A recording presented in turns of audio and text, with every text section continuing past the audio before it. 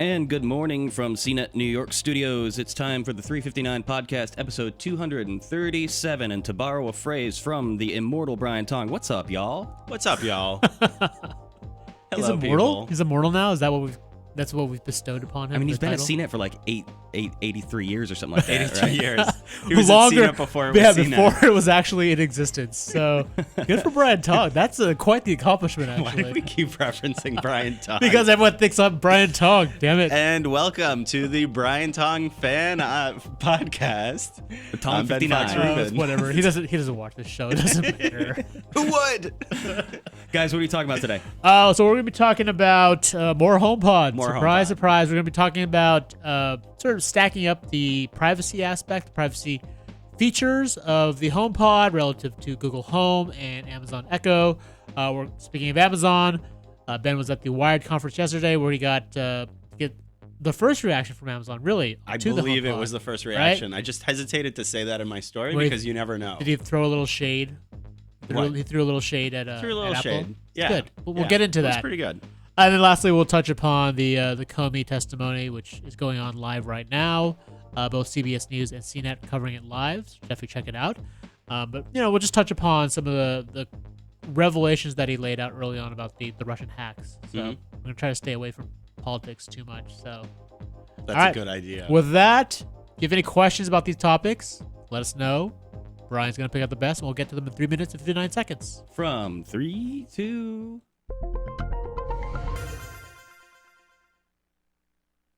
Welcome to the 359. I'm Roger Cheng. I'm Ben Fox Rubin. Smart speakers are always listening to you, so how secure are they? Our own Alfred Ng compared the Echo, Google Home, and HomePod on privacy, and it looks like Apple comes out on top, at least for now.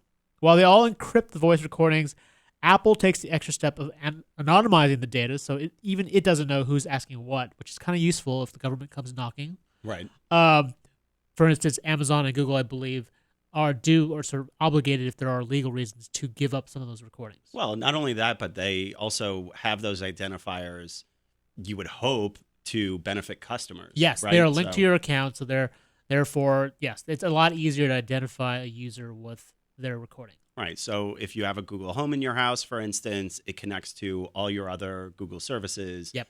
Google Calendar, Maps, like it knows your location. But I can see why a lot of people or certain customers might not really like that. Right. That might make something like the HomePod less useful for people. Yep. However, if you are interested in that additional layer of security, maybe the HomePod is right for you. So that's my broader question is like Apple is going to try to sell this as a safer, more secure, more private speaker. Is that something that people care enough about that they'll actually buy this as opposed to the other speakers? It comes at a steep price point, Right. right? So you're doing or it- even it's- as well, it's got the tweeters. Don't got forget the the tweeters. tweeters, but it's also got privacy. Like, is that enough to justify the more than double the price tag? Of Look, the Echo? I might argue that if somebody is really paranoid or worried about, your smart speaker listening in on you, Yep. or getting like government requests or different things like that, you're probably not on the market for a smart speaker. So That's very true.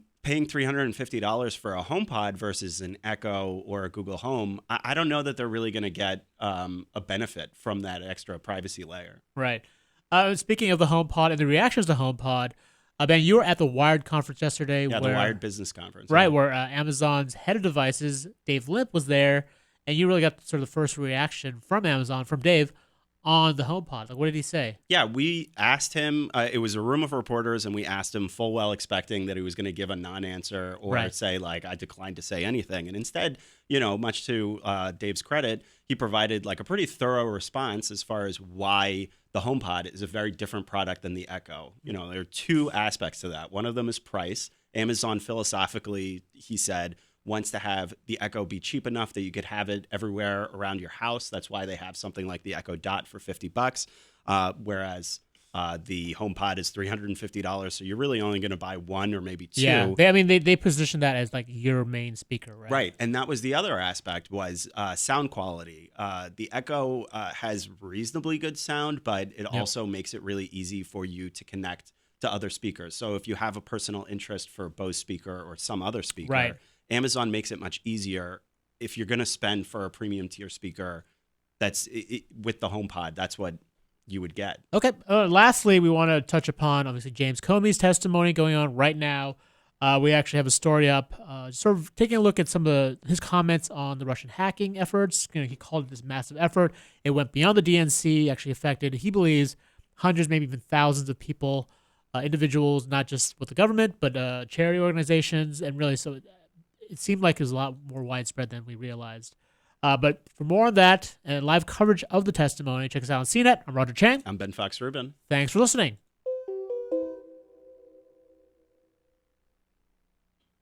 All right, everybody, that's a wrap on the recording of the audio podcast. Thanks for hanging out with us. Just taking a look at the chat, we want to give a shout out to the Blue Wind Project. He says, cough, when you wait until 1 a.m. to watch this because you're on the other side of the world, cough. So thanks for pulling burning the midnight oil for us. We're fantastic. That is really happy to have Yeah, you. much props to you, man. We will try to liven it up so you stay awake. We'll do better. We'll try. Or maybe this is to help you fall asleep. Maybe you have insomnia, and we'll just talk really slow. Turn this into an ASMR podcast. Oh, no. Don't do it. Danny Green, our boy Danny Green. If you What's up, Danny? He's saying what we're all thinking. If you're worried about people listening to you, go off the grid. No That's kidding. right. That's true. Don't buy. I mean, you made that point. You're not gonna. If you're worried about this stuff, I guess you're not buying one of these speakers. Yeah, not only that, but like your smartphone has a mic on it. It has a camera. Yep. So if you and are it's always really on worried you. about That's and way it's- worse. Yeah, I would say so. Yeah, but I mean, the phone isn't always listening, though, right? No. That's the thing. Absolutely I mean, not. I think that's what has people freaked out. Is that technically these devices are always listening for a wake word, right? Yeah. So at the Wired conference, Wired's editor, Nick Thompson, he was talking to Dave Limp and had this fairly ridiculous idea that wouldn't it be great if the Echo was always recording? Not just always listening, always recording. So you would actually have, like, if you got Like in an a argument. transcript? Yeah. If you got in an argument with one of your kids or your wife or whatever, God. that you could actually go back and say, like, whatever. You realize- Alexa, like, what did I say 3 minutes ago or something That's like that? a remedial. That's like a really basic footstep towards a Black Mirror episode, Right. right? Remember the contacts where we record Yeah. everything? That's basically an audio version of that. I if I had water in my mouth, I would have done a spit take where I would just that's a horrible idea. That's not a good idea. Do not do that. Did he say this sincerely, or was this a joke? Or He, in a very specific context of wanting to find out like a whodunit situation in the Right. house, it might be helpful. But like you're literally creating like a security state within the four walls of your Yeah. home, just so you know, like, oh, who broke the vase or something like that. wow, how did Limp respond? I mean, Was he Amazon typically is like, we are not always listening to you. So you can imagine that he was like, we're only listening for a wake word. Right. There's this very like tight loop where Alexa is constantly listening for Yep. that word Yep. and will delete if it doesn't hear it over and over and over again. So yeah, no, Right. I don't think he liked the idea. All right. Another quick shout out to newbie Yash. It's his first time watching the show. Welcome, Hey, Yash. Thanks for joining. Welcome. Welcome. Yeah, man. And let's go ahead and jump back into the chat. CJ Spiker. People need to hear the sound of the HomePod in order to want to buy it. That's an excellent point. I wonder Yeah. if there's going to be like a new station at the Apple Store with like a listening zone where they can demo this thing more properly Right. instead of having to deal with the noise Like they'll have of like a the little mock crowd. living room that's like sort of with walls around it, so you can get the full Partner with acoustic. IKEA. Yeah, that's true. Ooh. Yeah, if they put that in IKEA, people would buy it. don't know why, Totally. right? Oh, yeah. Because they're I- already spending thousands of dollars on furniture. Like, well, what's another $350 on So speakers? it's admittedly, because it's an Apple product, I know thousands of people will buy this thing. Oh, yeah, they're already sight lined up. unseen. It's you not even know. out until December. They're already lined up. Yeah, so they're gonna get sales regardless. But I like that idea. With the IKEA idea. No, the demo sound room. zone. Oh The- yeah, the I feel demo like room. they'll definitely need to have something like that because it's not going to work in a crowded demo. I mean, room. none of the other speakers really touted audio fidelity that much. They're like, yeah, it's a speaker. It makes noise. Right. It's fine. Right. Right. They want you to tie it into your pre-existing system, but Apple's like, no. We got 7 tweeters and a subwoofer. This is gonna be dope. Beamforming going tweeters. to- Yeah. Which rock who the knows? house. I don't know exactly what that means. I mean, it's it's I a was- little nugget. It can only As I was be sort so of looking, good. I was looking at some of the speaker technology that's around. Apparently, that stuff's not really new. Like a lot of other high-end speakers have the ability to sense where they are in the room and kind of like adjust the sound so they broadcast out as opposed to like broadcast against the wall. So it's not. Yeah. Apple was like taking some of these features that have been around for a little while and sort of wrapping them up in a nice bow, and like which is the Apple way. But again, it's not necessarily new. I would definitely be curious to see what the big time audio people here that like do that. Yeah, as we've got some great audio some experts. heavy hitters. Yeah. Yeah, So- we're gonna need to get Steve on that. Oh yeah. Get his expert ear, him Right. and Ty together. Because even at $350, it may not really hit the level that you No, want. it's if you're not a going to big-time be. audiophile. It's not going to be a Bose speaker, right? It's not going No. to be the high end stuff. It's not gonna be Bose. It's not gonna be Yamaha. It's gonna be Apple. We've seen. I mean, does anyone else remember those like crystal clear desktop domey type speakers that were out in the early aughts? I think I remember all of my friends had these at college. I'll try to pick up an image of them, but they were these like clear plastic tubes. They looked kind of suggestive, but you could see the innards of them, and like the subwoofer looked like what the HomePod looks like now. Oh. And I think they were Apple speakers, maybe, or at least co-manufactured by Apple. I don't have know. a I'm gonna try to look them vague up. notion Apple of did, what by the way, this is. make. This is not their first speaker. They did actually make another speaker. Mhm. There was a dock for the iPod, and it disappeared very quickly. Yeah. But that's it. I think that's the only other like audio product that it's made. You know, not counting obviously the iPod, but like speaker wise. Here we go. Hang on, I'm What is pulling it this? up right now. What is this? It's Suggestive looking product. Oh, Whoa, I yeah, remember yeah. those. Anybody? Whoop!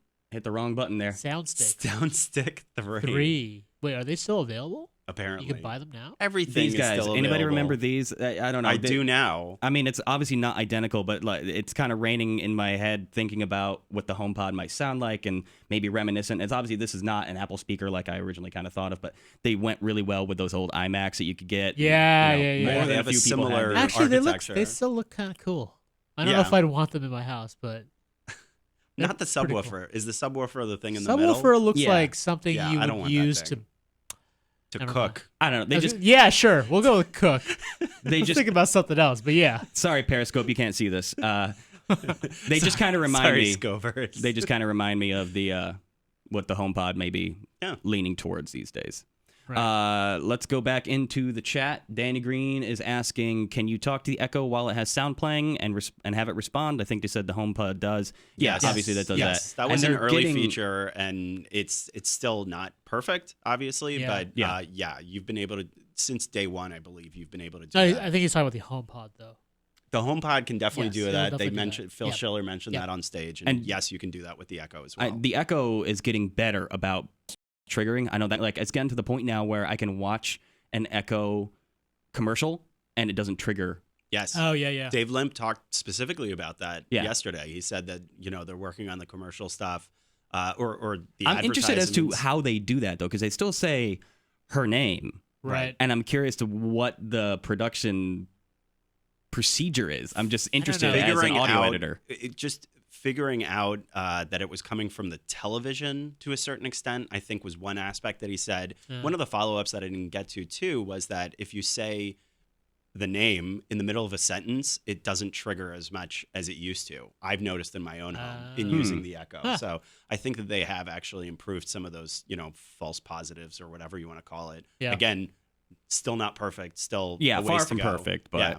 I've definitely noticed that because it used to get to the point where it's like, oh crap, another ad, and I'd like try to cover her ears. Yeah. Would you like wrap your give it a arms bear around? I hug. know. It's like it's cylindrical. How does that even work? Like you're just sitting there like, shh, no tears. Wait, Wait. did you have a dot or the actual Echo? I have a dot. All right, Oh, yeah. that's easier. Yeah, It's easier to I muffle. would imagine you try to muffle the Right. full-on You Echo. have to like attack it with a pillow or something. You'd be like, shh. Just go Nurse Ratchet on it. Oh man. All right. We're obviously off our rocker here and getting towards the end of the week. Yeah. What can be expanded on in the Comey hearing before we wrap it up for the day? Yeah. Before we What bore was a everybody to death? revelation?